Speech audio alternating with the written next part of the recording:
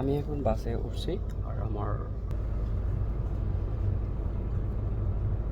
এবং পেছনে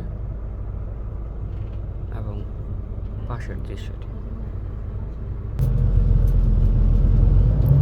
এবং খুব এক্সপেন্সিভ টিকিট এবং এয়ার কন্ডিশন করা এবং উপরে যে অংশটিতে যেন সূর্য থেকে প্রোটেকশন পায় সেজন্য এখানে একটি ব্ল্যাক গ্লাস দেওয়া হয়েছে। এটি হচ্ছে পর্দা, ফোল্ড করা যায় এটা।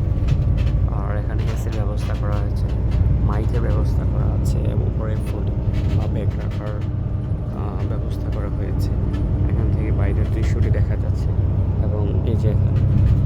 আর সাউথ কোরিয়ার একটা বিষয় দেখেছি যে এখানে কোনো যানজট নেই, মানে ট্রাফিক জ্যাম নেই, তারপর হচ্ছে কোনো গাড়ির কোনো শব্দ নেই, এক কথায় হর্ন নেই।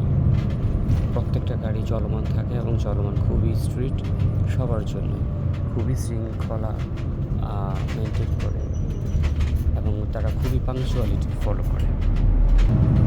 আমি একটি শহর থেকে আরেকটি শহরে যাচ্ছি আর মাঝপথে গ্রামের কিছু দৃশ্য, এটি খুবই স্পিডে যাচ্ছে গাড়িটি।